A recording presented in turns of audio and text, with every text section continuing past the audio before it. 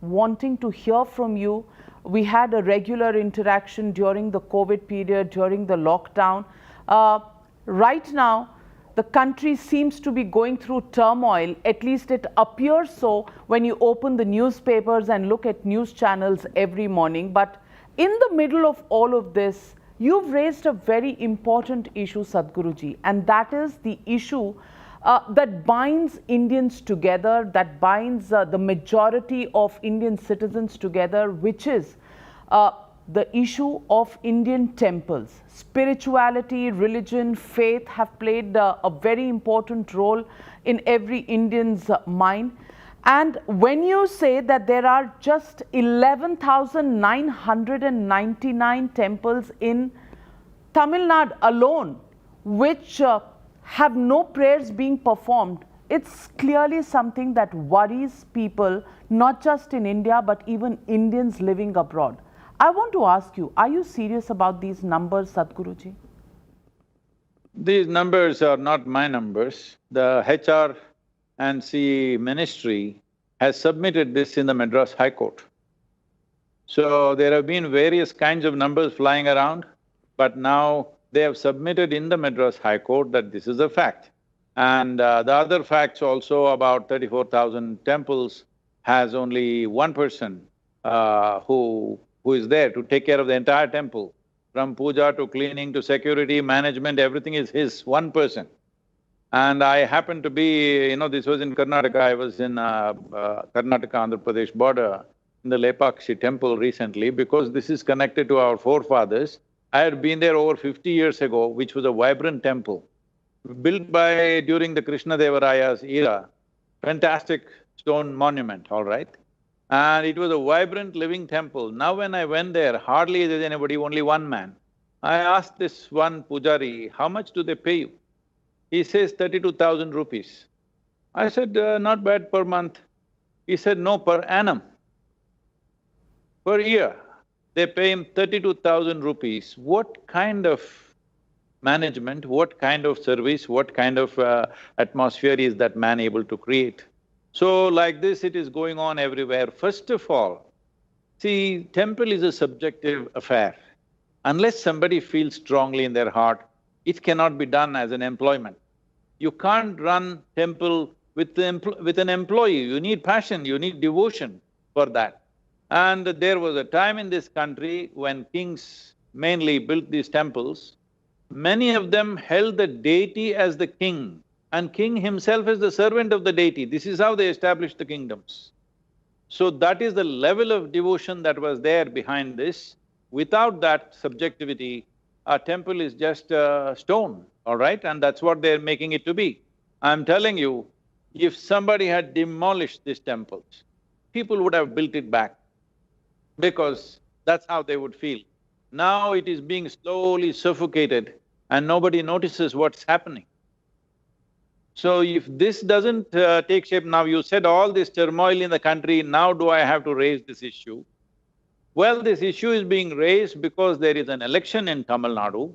I have raised not just the temple issue, I raised 5 issues, one about Kaveri, one about the condition of our education in Tamil Nadu, and another is about bringing investments, another is about training the youth of Tamil Nadu, and temple also is one of the issues. Well, this has got certain level of attention, and rest of the things we will slowly bring it into thing, because I firmly believe that in a democratic country, before the election, every citizen of this country, if they consider themselves responsible citizens, they must clearly articulate what are the few things that must happen in their country or in their state.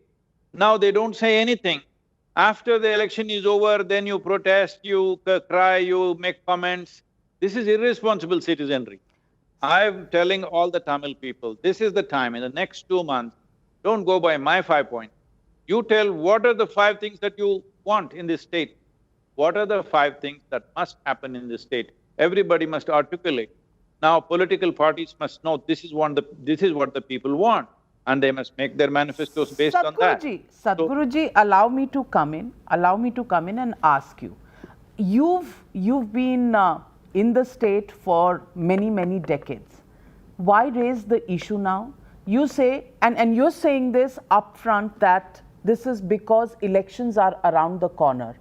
What about some people who always look at these issues through a political prism and will say that Sadhguruji is supporting one side of the spectrum simply because the AIADMK late leader Jayalalitha and now the BJP are on one side, and the DMK, which is an atheist party, is on the other side, and therefore you're putting pressure on the atheist party, the DMK. How would you respond to that criticism? See, whether you are a theist or an atheist is your personal choice, all right? I am also not a daily temple-going person. But temple is not only about a certain religion.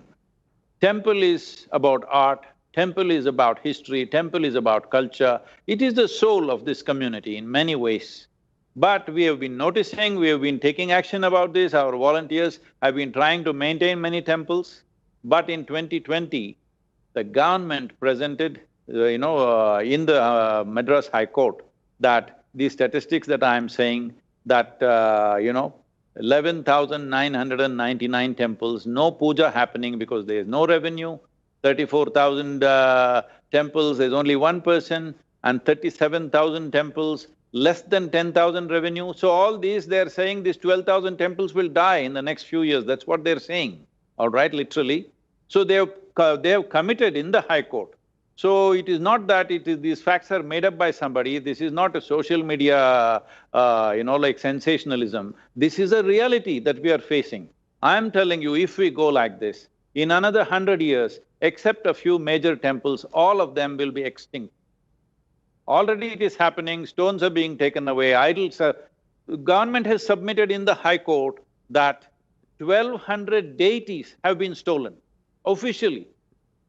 This is an official statement by the government to the High Court of Madras that 1,200 deities have been stolen, they're gone missing. And so many people are saying, some police officers have written books saying that thousands of deities have been stolen but replaced by fake deities in the last 25 years. We don't know about that, which is fake, which is real, but we know there is a dilapidation happening all over the place. And I must tell you this, we have 44,000 temples in the government's hands. And we have over 500,000 acres of land in these temples. And we have 2.33 crore square feet of built area. With this, we are getting a revenue of 128 crores. How's that? For example, the SGPC, the Gurudwara Committee, has 85 Gurudwaras in their hand. Their budget is over 1,000 crores. For 44,000 temples, with 87% of the population which belongs to the community, you get 128 crore revenue? Is that it? I mean, this is great management.